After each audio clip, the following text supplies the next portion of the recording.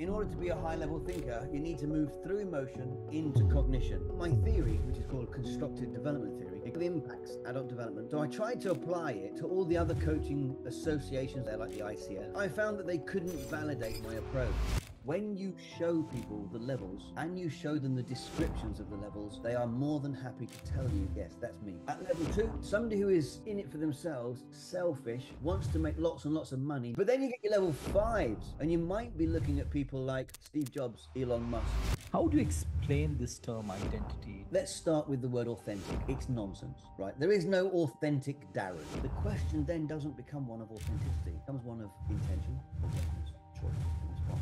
You're always authentic in all situations. If you want to mask yourself, that's you being authentic to you. Think that people are not even aware of their intentions? They're vocalizing an intention, but it's not their intention. I never worry about the individual's problem, because whatever problem they've got isn't the problem, Captain Jack Sparrow said. The problem isn't the problem. The problem is how they think about the problem.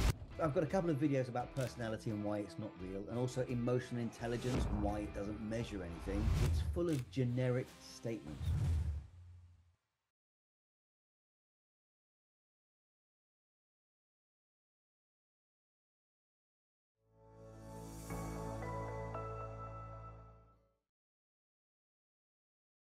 Hi, Darren. Such a pleasure having you here. Finally, you're here. Thank you so much for accepting our invitation and be my guest. My pleasure. Darren, this is a very special conversation I'm going to get into with you because, and you know it, how special the complete concept of adult development, constructed theory, it is for today's leaders. You run an organization called Institute for Adult Development. Yep. The Institute for Adult Development. What is adult development? What do you mean by that? So it's about cognitive complexity. From my perspective, it's about social, emotional, and cognitive awareness. And the more aware you are, the greater your capacity to choose how you respond in the moment. But the principle behind the Adult Development Institute is that when I did my PhD, I was looking, because my theory, which is called constructed development theory, it kind of impacts adult development, but coaching as well as, other things. And I'm using a new framework for coaching. So I tried to apply it to all the other coaching associations that are out there, like the ICF. And I found that they couldn't validate my approach because none of them looks at development and none of them looks at how individuals must be a higher level than their client in order to be able to help them. So I started the Institute for Adult Development after about 60, 80 people went through my training to use my system to do their development and their coaching.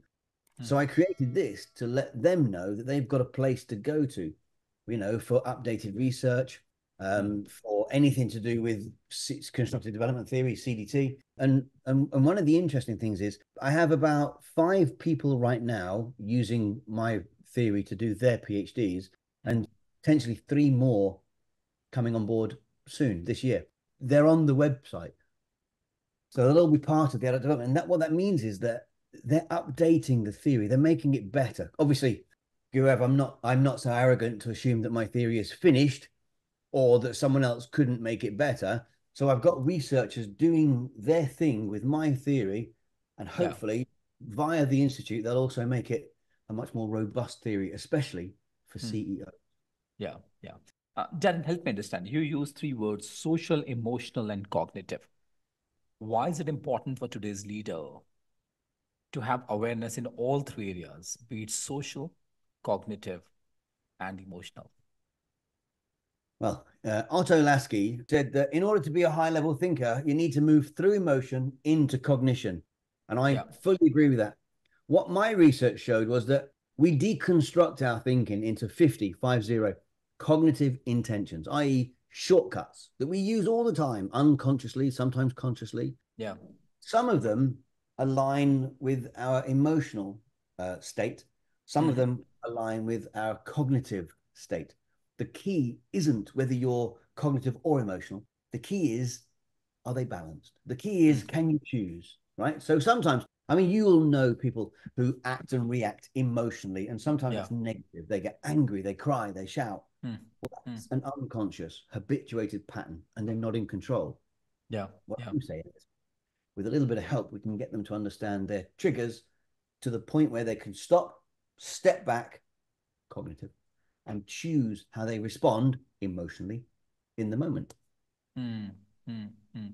And I think it's it's an imperative. I think it's becoming must for today's leaders to be aware at all the three levels, be it cognitive, social, and emotional. You also use the word high level thinker. Yes. Tell me more about that. What do So you mean by a Keegan, high level thinker? so Keegan had a system that he said level 2, level 3, level 4, and level Mm. 5. Yeah. Now, most people are at level 3, which is called a socialized mind. Mm. They do things for everybody else. They're, culturally, it's about us, collective, we, family, organizations, that kind of thing. But once you break free from those socialized bonds, you start to think for yourself. And he called that a self authoring perspective at level 4. So, what I did was in my research, I mapped Keegan's stage 3 and 4. Well, I mapped all of them, but 3 and 4 to something called cognitive intentions. Again, shortcuts in our thinking, right? And it was obvious to me that somebody who is very external in their locus of evaluation, somebody who is focusing on their partner's thinking and feeling, or maybe they're a team player and maybe they want to help other people. Well, that's obviously all very, very Robert Keegan's stage 3, socialized mind. I also figured out that somebody who's very, very selfish has a specific way of thinking from the cognitive tension. So massively internal, own, individualist, that kind of thing. So it worked out quite nicely that the cognitive intentions mapped to the levels of development. That was my idea for the PhD, and it Mm. worked. Mm. I had 8,200 profiles Wow. to support my hypothesis, right? So the difference between the levels is whether it's about me or Mm. about you Yeah. or about us. And then, Gaurav, it's about whether I can choose to do that in the moment. Mm. Yeah. The other systems don't tell you whether can you choose to do it. They don't ask. Whereas I want to know specifically, are you able to choose between an internal perspective or an external perspective? Mm. So would it be a fair assumption to make that most of us, all of us, Darren, are placed in different levels, be it socialized mind, level 3 that you spoke about, self-authoring mind, the 4th level. I'm sure there will be 5 and the 6th level as well. Now, before we even get there, there are 5, right? Third, 3, 4, and 5. Now, here's my question. First question, hypothesis. Is it fair to say that we need all kinds of people? That's a really good question Mm. because I know that somebody who is external and helping and caring for others Mm. might become a nurse, Mm. right? Somebody who is in it for themselves, selfish, wants to make lots and lots of money now, what's in Mm. it for me now, might become a stockbroker or Donald Trump. This is an interesting question you pose because at the different levels of Keegan's system, two, Mm. 3, 4, 5, you get different kinds of businesses being created. Mm. Wow. At level 2, yeah, at level 2, it's really interesting. At level 2, it could be, I'm going to quote a film here, so forgive me, my Indian audience. It's called Boiler Room, and it's about stockbrokers, but it's about deceit and dishonesty. Okay. Because all they're interested in is me now, money now Yeah. for me. Yeah. But actually, then go up to level 4, self authored thinking, you're not really worried about making lots of money. What you're Mm. more concerned about is that everybody in the room is making enough money, Mm. they're doing some good, and everybody's okay. And that's how much Mm. more social enterprise. It's called a social enterprise, which Mm. is confusing with the level 3. Mm. But then you get your level 5s, and you might be looking at people like Steve Jobs, Elon Musk, because what they're doing, what they did, Steve Jobs wanted to leave a legacy Mm. beyond his lifetime. Self-transforming could be the 5th one. And people like Elon Musk are trying to get us to the next planet. They're not even thinking about Earth anymore. They want to Mm. move us onto Mars and what's going on next and going out to the universe. Well, Mm. that's the kind of big picture thinking, that's universe thinking that Mm. most people do not do. Mm. So, you've got a very, very small percentage of the planet that does that and is capable of doing that. Mm. Okay. So here's the question. So what it means is what I'm listening right now is that there could be a possibility who is at level two, could be selfish, could be externally focused, and yet is required to keep the humanity together. Now, here's my question. If somebody tells me that, Gaurav, you are at level two, you are selfish, you are externally focused, I might not like that. No, it's not as bad as you think. Hmm.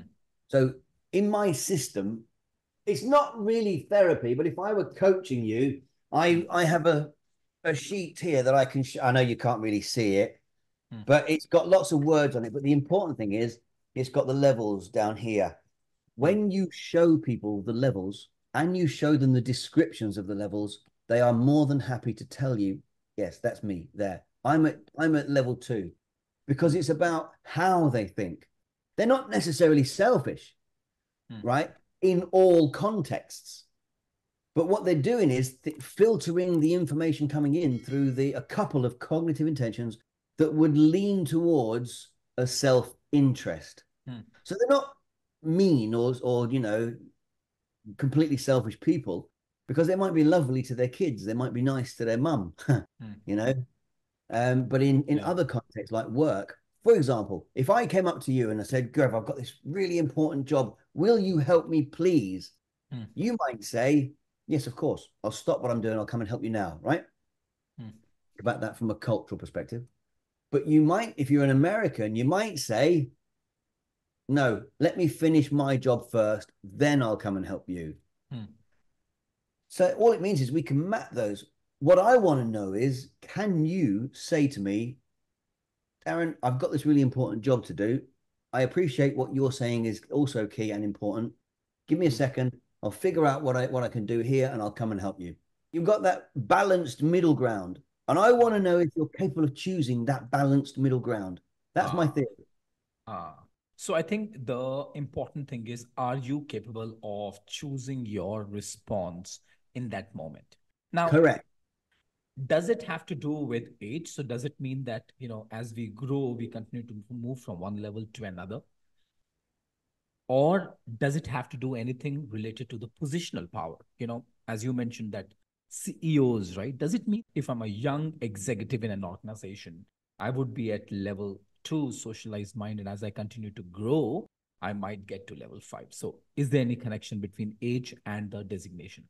No, I'm afraid not. Otto Lasky, people like Lasky, and also Yandavish, they all think that potentially you're not going to be a level four thinker until you're at least 35, 40, because you need the experience of the world around you to help your thinking to grow. But I've got a 16-year-old son, and he is a complex thinker. If you compare him to other 16-year-olds, he's a great thinker. If you compare him to me, who's 50, he's all right. He's not quite up to my level. But in contextually at the right age, you've got different, capabilities of thinking at the different ages. But from a CEO perspective, if you've got different levels of thinking as a CEO, they are going to create the culture of the organization. Go back to what I said earlier. If they are level two, if they're low level thinkers, they might also be not quite as rational, not quite as balanced in their approach, which means that they could shout at you. They could get angry. They would be focused on making money. They don't care about your excuses. Get on with it now. Just do it. Somebody who's a little bit more socialized. So, for example, if I work for you and I say, oh, Gaurav, I can't come in this morning, my dog died. If you were more socialized, more caring for others a little bit, team player, what you'd say is, you know what, Darren, take the morning off. Your dog's died. It's a member of the family. I appreciate that. Take the morning off. It's fine. In fact, work from home today, Darren. It's fine. However, the other side of that is, if you're a bit more of an individualist, caring for self, internal, you'd be like, Darren, it's just a dog. Come in. Two very different behavioral responses, and they're just a couple of different cognitive intentions. And that's how, from a leadership perspective, just a couple of these cognitive intentions impacts how they lead.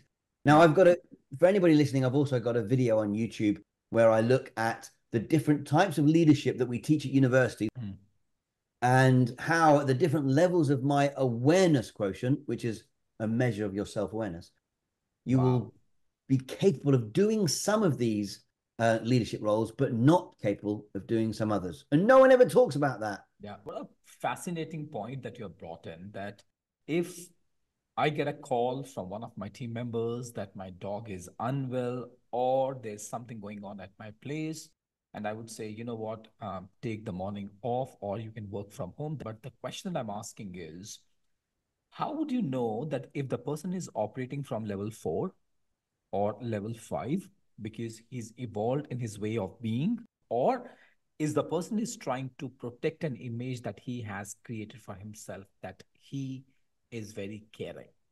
So do you think that they can fake caring for people? Yeah. Definitely they can. Just to protect their image. Constructive development theory talks about how we construct our thinking in the moment using these 50 cognitive intentions. Let's say I was coming into to work with the SLT, the senior leadership team of an organization, right? I would profile all of them. The person who was, let's use the word disingenuous, the one that pretends to care, it would come out in the profile. The fact that they're pretending to care comes out in the profile because they don't care. And there's, they're not going to be able to hide that from me. But if you really wanted to figure it out, you ask them questions that tease out whether they care or not. Okay. But can they mask it? Well, yes, because that's what psychopaths do. That's what the sociopaths do. They understand and learn the patterns of behavior that appear as if they're caring, but they don't care. So it's absolutely possible to mask it. It's not quite so possible to mask it if you do my profile system. That's the point. Yeah. You use the word how we construct our identity. That's what is covered in the constructed theory that you have developed, Darren. Very often people find it difficult to understand what is identity. How do you explain this term identity to a layman, to a 5-year-old? Now, let's start with the word authentic. It's nonsense, right? There is no authentic Darren, okay? Every Darren in every context is authentic because I'm constructing me according to the context. In that context. In that context, exactly. This is my home, obviously. This is my summer house. This is me, Darren, as you see me. Yeah. Authentic Darren? Say again? Authentic Darren. Always. Right?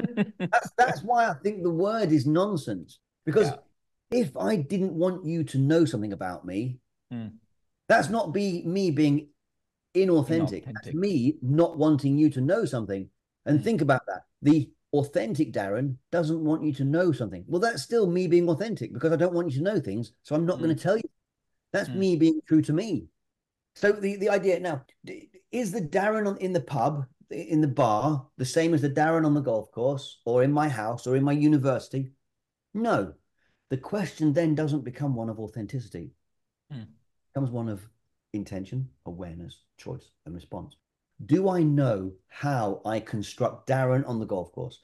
Do I know how I construct Darren in university? And can I choose a different construction? It's the choice. It's your capacity to be aware of this construction of you, and can you choose not to? So for me, the if you really need to have an authentic someone, it's the one doing the constructing. But in reality, you're always authentic in all situations. Yeah. If you want to mask yourself, that's you being authentic to you. Yeah.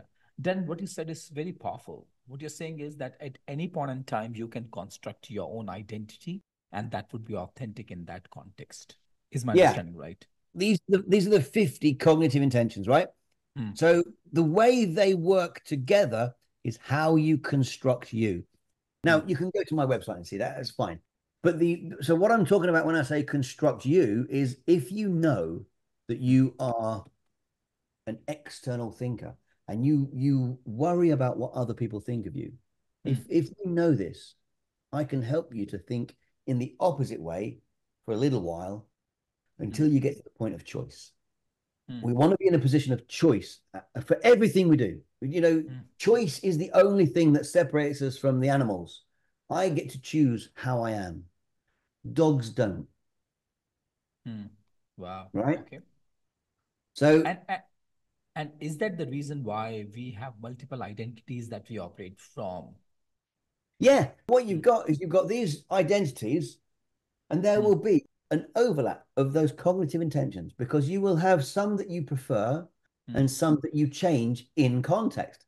Maybe mm. on the golf course, you're more erudite, you're more Reflective in nature. reflective in nature, whereas in the pub, you're not. Mm. Yeah. But do you know the difference? Mm. Can you see the difference?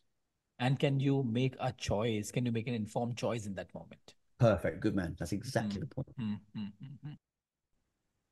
What, according to you, might restrict somebody's ability to respond in a moment? Their lack of awareness. Honestly, that's what it boils down. Mm, Almost everything is a lack of awareness. I gave a talk to an agile conference not long ago. mm, It's just awareness. You know, mm, your ability to be agile. Well, that's mm, like your ability to respond. But if you're not aware of it, you can't mm, respond. So what stops them is exactly that. They've got um, towards, away from. Towards is very high, which means they're very goal oriented. They don't even see the problems mm, that are in front of them. Whereas mm, somebody who's very away from is very risk averse. mm, So they won't even take any risks. That's my wife, by the way. I'm the other way mm, around, right? mm, So what you get is somebody who is very goal oriented, who never sees a problem, and somebody who is risk averse, who never does anything. mm, You put them together, you need to find a balance. And that's mm. the key. Can I choose to be risk aware? Okay. No, not if I'm Now, massively towards. But again, same principle. If I'm mm, massively away from, can I choose to be risk aware? No, I still don't do mm, the thing. So mm, the behavioral output and behavioral outcome of towards and away from might be similar, but for very different intentions. mm, mm. And have you come across, Darren, situations where people with the best of their intentions, they don't act, right? I come across a lot of people who have the intentions of taking care of their health. They will say that I would like to take care of my health, and Mm, yet I'm not getting time to invest on my health. I'm not getting time to go for a walk. There are people who will say, with the best of the intentions, I'm not being able to invest time on reading, as simple as reading and upgrading themselves. Where is the dichotomy there? Where is the gap there? the gap is in their lack of awareness of their actual intention. Hmm. So are you Oh, saying that people are not even aware of their intentions? yeah. Tell So me this more is about that. why I'll come back to this. This is why when I look at my coaching system, which is called next level coaching, I Hmm. never worry about the individual's problem because whatever problem they've got isn't the problem. It's how they construct the problem that's the problem. Right? Hmm. Now, if you've seen a movie called Pirates of the Caribbean, I'm sure Captain Jack Sparrow said that. But the problem isn't the problem. The problem is how they think about the problem. And what they do is they construct the problem at the same level of thinking that they are at. Hmm. And what they're not seeing is this lack of awareness of their intention. When they say, I would love to go to the gym, I just don't do it as much as I'd like to. I don't have time. Actually, yeah, actually, you are doing it as much as you like to. And Hmm. that is Hmm. not at all. Hmm. Right? Because what they're saying is, I prefer to go to work. I prefer to stay home. I prefer to be with my wife and kids, whatever. So they Hmm. are absolutely going to the gym as much as they want to, which is zero. Hmm. What a So, powerful statement. The problem is not the problem. The problem is the way we construct the problem. yes, sir. Wow. Wow. And what you are saying is that in case we try to solve the problem that we have constructed with the same level of thinking, we'll not be able to solve that problem. And Perfect. thus, it's important to raise our level of thinking. You So that's use the word higher level thinker, right? yes, sir. What are the ways that could help an individual to raise the level of thinking? So this is where the next level coaching comes in. And the reason why I created the IAD, Hmm. the person that is going to help me with my thinking has to be a level higher than me. Hmm. They need to be able to see my patterns, to see my thinking patterns, Hmm. so that they can help me out. Okay. If they are not a level higher than me, they won't be able to coach me. Now, lots of people, I gave a talk just last week where Hmm. someone disagreed with me. I was talking about something called the meta model, which is within NLP. I mapped meta model to my theory about levels of development and how are you familiar with the meta model? Yeah. So I know what you're thinking, right? That's a low level thing to say because I don't know what you're thinking, Gaurav, and I never will. I can pretend to know what you're thinking, but I don't. At my level, my system is called the AQ, the awareness quotient. At AQ5, they might say, I know what you're thinking. However, at AQ8, they won't say that because they don't know what you're thinking. So when it was taught originally as the meta model, I have updated it and added developmental thinking to it. And I gave a talk on this not long ago to the NLP conference, which is in the UK, in London, I think in a week's time. So next weekend. The levels are really important because it's that capacity to choose. At the higher levels, you can choose your responses in the moment. At the lower levels, you cannot. So help me understand, I personally have come across individuals who call themselves mentalists. They claim that they understand what you are thinking. What's your views on that? Darren Brown is a guy who does that. He's fantastic. What he's doing is reading you. There's something called cold reading and warm reading. Okay. Now, if you ever go to see someone who tells you that they can speak to dead people, can't, because you can't speak to dead people, what they're doing is reading your face. So as I look at your face, so the camera's here, but obviously I don't always look at the camera because I'm looking at you, Gaurav. So I'm looking at your face now. And if I said to you, oh, you've had a good morning this morning, Gaurav. You're quite happy this morning, aren't you? And what is it time now for you? It's about 7 p.m., 8 p.m., something like that. Yeah. You're starting to get you look a little bit tired. Are you okay? I'm watching your face all the time. And every time you make a small movement with your face, I count that as a hit. It's called cold reading. Darren Brown does that beautifully. And he will tell you, there's a video on YouTube where he walks with someone. This person doesn't say a single word. And he tells them everything about them because he's reading them. And it is fantastic. So we give things away in our facial structure.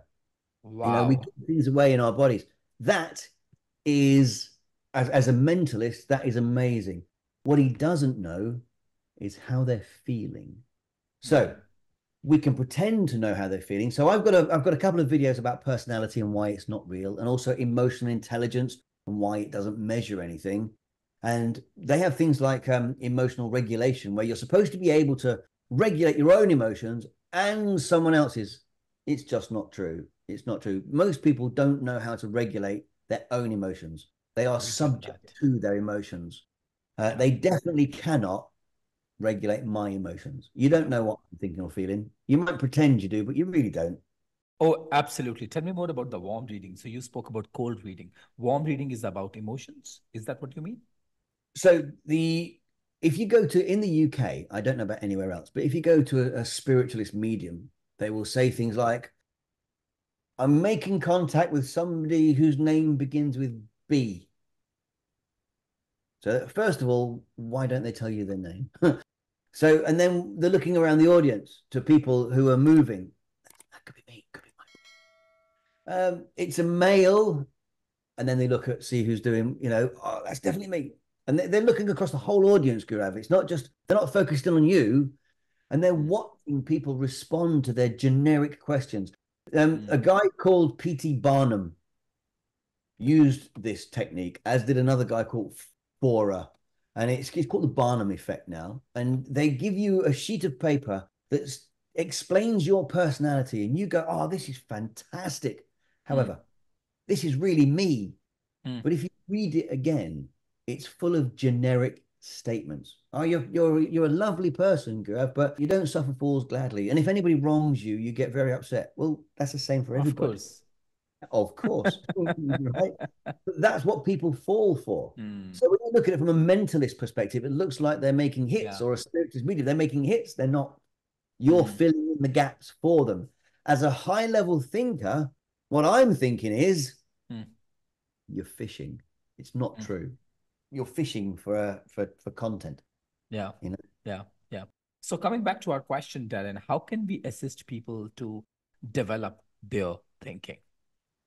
So for me, in my system, I would profile them using something called the Identity Compass profile system. Right? Okay. And if they wanted to have coaching with me, I would focus on just two, three, probably three individual cognitive intentions and focus on what I call interventions. So, for example, somebody who is very external, I would tell them, depending on how old they could be old like me or young like External you. means external locus of focus. External locus of evaluation. In other words, I'm Okay. relying on your perspective about me to Got form it. my identity. That kind of Got it. extreme, right? Got it. So if they're really external, I get them to be very, very selfish for a Hmm. month or so.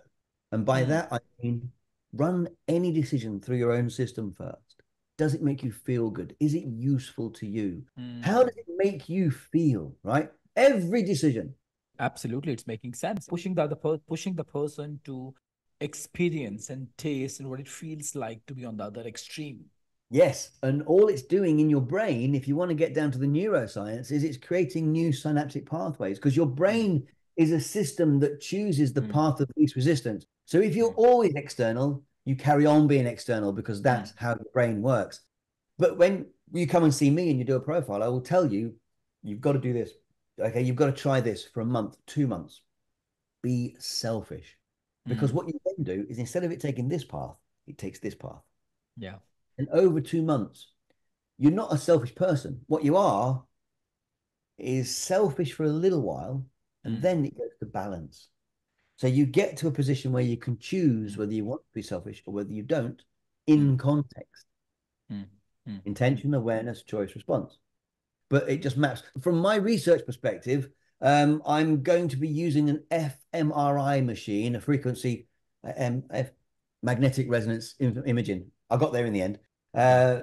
To I'm setting it up now where I find, let's say I find 10 people who are very external and 10 people Hmm. who are very internal. I ask Hmm. them the same questions whilst under an fMRI machine Hmm. and see what parts of their brain fire up. Hmm. So we can map it to the neuroscience. Hmm. That'd be cool. That will be cool, I'm sure, because anything Yeah, that we can support with the scientific evidences, that will have definitely. more takeaways in the market. Definitely. So, then what has been your experience? What differentiates one individual from another in terms of their performance? That's a really tough question. I mean, you've got so many variables in that one. You've got Hmm. environment, you've got their upbringing, you've got their culture, you've got their capacity to practice every single day. David Beckham practiced while his friends were going out to play golf after they'd, done their practicing in the morning for Manchester United. He would stay behind and take free kicks, practice free kicks. So every time that a free kick came along, and this worked for England, by the way, when he played for England, he played against Greece and he literally beat Greece on his own. The team was rubbish, but he had the dedication to Hmm. practice, practice, practice. Hmm. Right. And now what was different about his thinking? He had to be a little bit selfish, right? Hmm. He had to think that I'm not as good as I could be and I Hmm. need to practice. I know. So he had some self awareness that suggests I'm good, but I can get better. So Hmm. he was a bit more humble. But in the same sense, and this is the dichotomy, what was he not doing when he Hmm. was practicing? He was not with his wife and kids or whatever. Yeah. Yeah. Yeah. He was not with his teammates. So he's got them in his brain. What he's possibly doing is thinking much longer term Hmm. than his colleagues. Because football, I don't really follow football, but his career is what, 5 years, maybe 10? Well, he's thinking much, much longer term. Whereas Hmm. they're thinking now, what's in it for me now? Hmm. Yeah. Hmm. Hmm. Hmm. What else would he be doing? Future quality control. He's thinking about the quality of his decision making, of his ideas, of how he Hmm. wants to operate in the Hmm. team and as an individual. Hmm. That's the other thing as well, by the way. They say there's no I in team, but there is. A team really is a bunch of individuals, and Hmm. you cater to them. They might be sharing a team goal, but really you have to treat them as individuals, right? As Yeah, you would unless you have, anybody else. yeah, unless there is I, there would not be any shared goal, and thus their shared goal will not be able to hit the mark. Well, I was thinking about what's the difference that makes the difference. And I think the factors around environment and the people around them, their support network will Hmm. have a massive impact on that as well. Yeah, yeah. Dan, you do a lot of work with senior executives in the corporate. Uh, there is huge amount of competition as you move up. There are very few people who have been able to sustain that highest level of pressure. If you can just take us through one such example where the work that you do of adult development and vertical development assisted this individual to walk the ladder and be of service to the organization. I've got a couple, but yeah, okay. So first of all, one of the things to understand is that at the lower levels of the scales, it doesn't matter whether it's my scale or Lasky or Keegan, at the lower levels of the scale, they tend to be a bit more focused on the one thing. They can only really do the one thing, and they do that until they don't do that, right? Me personally, you've got a couple of cognitive intentions that kick in. You've got options, procedures. Options and procedures. Not. So, for example, do you cook? No, I don't. Can you cook? Yeah. Me neither. Right? When I cook, I never follow the recipe. I always change it because I have an options pattern. Right? Now, at the lower levels, if they've got a much more procedural pattern, they get on with the job and do it until it's finished, right? I don't do that. I just do all my jobs all at the same time, and they all merge and blend in. So I will talk to you today. I will work on my uni stuff. I'll write my book. I'll write my research paper. I will talk to an organization over there, but I do them all simultaneously, like I'm juggling. Think about the number of balls. A person at the lower level has one ball, and they throw it up and catch it. Yeah. People at level 5 have 5 balls, and they juggle all of them. But the problem is this, and it's not really a problem for the level 5 people. They don't see it as juggling. They don't see it as a problem. It's just how they operate, right? So what I want to know is, if I talk to a CEO, are they capable of juggling many balls at the same time without getting stuck, without getting overwhelmed? Yeah. What is it in them that allows them to take all those 5 balls together? They think more systemically. So there are no balls. It's just a system. They're just interconnected with each other. Absolutely. Good man. That's perfect. Yeah. All the balls are connected. You're not actually juggling. What you're doing is operating in a system. The person who's only got one ball has a small system, and he doesn't see outside that. Yeah. The person with 5 balls is operating systemically and knows that this ball and this ball are connected. The person with one ball doesn't see that connection because they only see the one ball, so they can't connect it to anything else. But somebody with 3 balls will be capable of juggling the 3 balls, and they'll see the interconnection between those, but that's it. So I want to know, so if they can think systemically, because my thinking is a system, your thinking is a system, and when we come together, we become a system. Yeah. From a business perspective, is the CEO thinking about the person on the shop floor, the manager, the area manager, the board member, the CEO, the shareholders, the market, the economy, the UK, Europe, the world, the universe, right? Can they extrapolate out? That requires a level of abstract thinking that isn't possible at the lower levels. Abstraction. We need to be capable of abstracting out from the systems. And that's what I listen for. But to be honest with you, Gaurav, I do that with everybody. I listen for their capacity to abstract out all the time, because that gives me a relative idea of their level of thinking. Beautiful.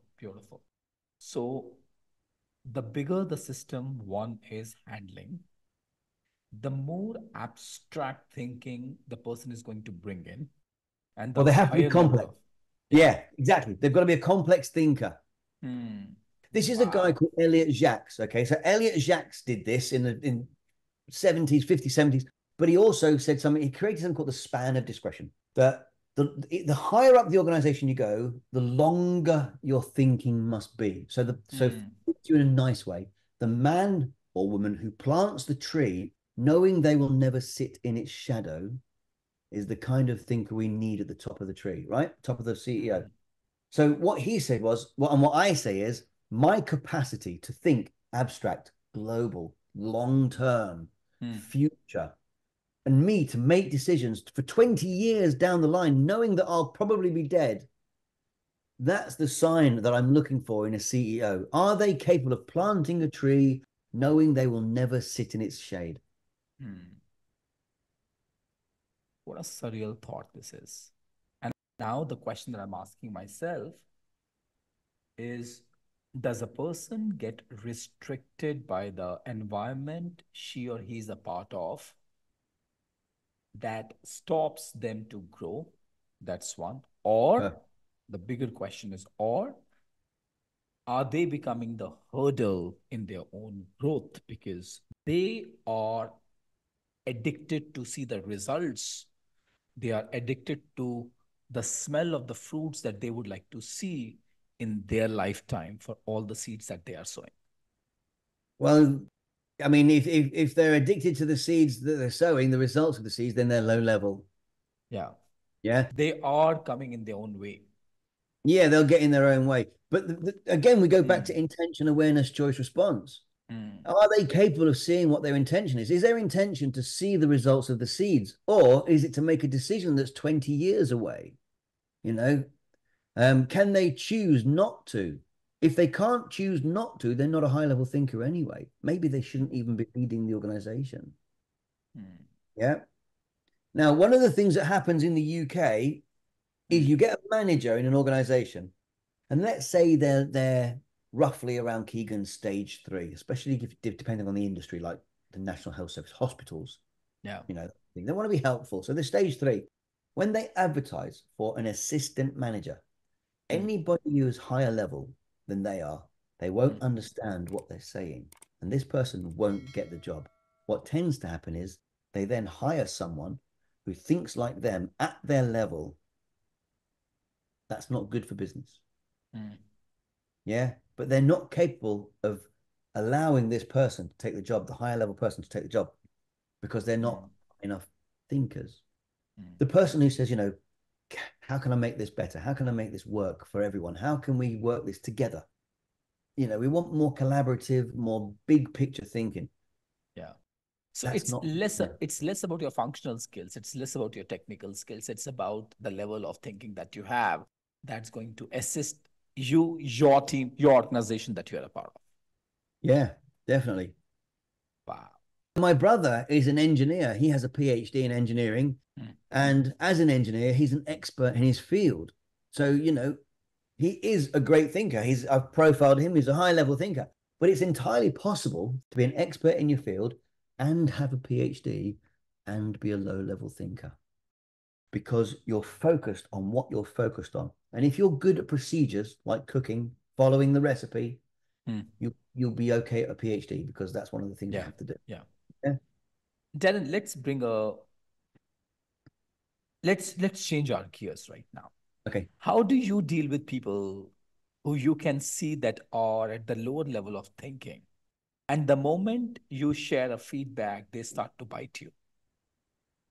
That's a wonderful question and not very fair because I'm on a podcast. Okay, there's a couple of ways of looking at this. One, do I stick around and try to change their thinking or get them to see the point from a different perspective? Or do I simply stop talking to them? Hmm. At some point, I must be capable of saying, you know what? I'm out. I'm not talking to you anymore. You You can't never, do of this with your family members. course you can. Come Of on. course you can. You can do it with anyone. Some of my clients, after going through my system, have grown their thinking so much that they no longer talk to their old friends. They no longer talk to some members of their family because it's always a conflict. It's always a chore. And when you explain the behaviors from a developmental perspective, they get it. And they think, you know what? Why do I waste my time with them? My time is more precious to me than spending it trying to convince someone how their perspective is limited. Hmm. Now, I'm you're just, thinking about it from a cultural perspective. Where are you from? What's your yeah. culture like? Yeah. And that, again, that comes back to the construct that you have constructed for yourself in the Man. culture that you are a part of, because the culture in India would be very different from the one who's sitting in the US or Right. the UK. This touches on what I teach at university as well. There's a guy called Hofstadter, and he does some work on cultural differences, right? Hofstadter, check him out, right? But what I say to all of my students, because my students are all from India, Pakistan, Sri Lanka, Africa, Nigeria, all the African countries. What I ask them all is, can you step out of your culture so that Mm. it doesn't impact your thinking? Yeah. Yeah. They nearly all say no. Some of the older ones say yes. And sometimes a young one will say yes. Because don't forget, right? They might come from India, Pakistan, but they're in Northampton or they're here in Mm. London, here in Mm. the UK somewhere. So can you ignore your culture to the Yeah. point it doesn't impact your thinking? Yeah. Yeah. If I ask you this and I say to you, right, we've now grown your thinking, Go over the past 6 months, your thinking has grown. That one family member who, to use an English phrase, does your head in, who is always a conflict, you now see the point of never talking to him again Mm. because it's just not worth it. And you won't be fighting your cultural battles Mm. because your thinking has changed.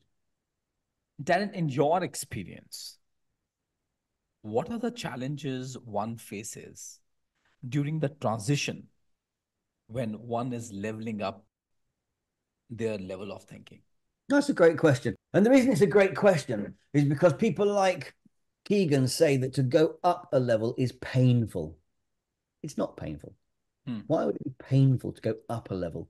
You're not losing anything. And the emphasis they put on it is once you realize that you're not part of the greater whole, when you leave level 3, Keegan's stage 3, socialized mind, when you Hmm. leave socialized mind and go to a much more self-authoring perspective, he says, and so do people like Cook Greuter and all these other people, say that it's a painful experience because you recognize your separation. Yeah. Not if you understand what you're doing. Why would it need to be painful? It's just part of Hmm. the process. The process is the process. This is you. This is Hmm. me. Yeah. So for Uh, me, go on. Yeah. Now, I'm just wondering, don't you think that when somebody, even when one understands that it's important for one to grow from level 3 to level 4 and let go of the past ways of being and doing things and step into a new way of doing and being, but the body does not understand. That's the reason why why we talk about embodied experience. You spoke about social and emotional awareness that may or may not be in alignment to the cognitive awareness. So, If you understand what you're feeling and why, mm, it's the understanding that's key. So if I know somebody is moving from 3 to 4 with my help, I explain where they're going and why, and it alleviates their. It's not really guilt. It's just this sense of they're no longer connected to everybody. But it's not that they're no longer connected to everybody. It's that they are capable of choosing not to be connected to everybody. So where Keegan and Cook Roy to talk about it from that perspective, I'm no mm, longer part of the whole. mm, Well, you can choose to be, or you can choose not to be, not to which be. then Yeah. takes you above 4 into 5 because Keegan's is level 2, 3, 4, 5, right? It's self, other, self, other. Yeah. Once you are capable of choosing whether you do something for the greater good or you do it for yourself, Mm, you're still choosing. That's high level yeah. thinking. Yeah. Yeah. Darren, here's the last question, if you Okay. permit. Irrespective of the level one is vibrating at, what do you know for sure that this is something is the basic essence of a human soul?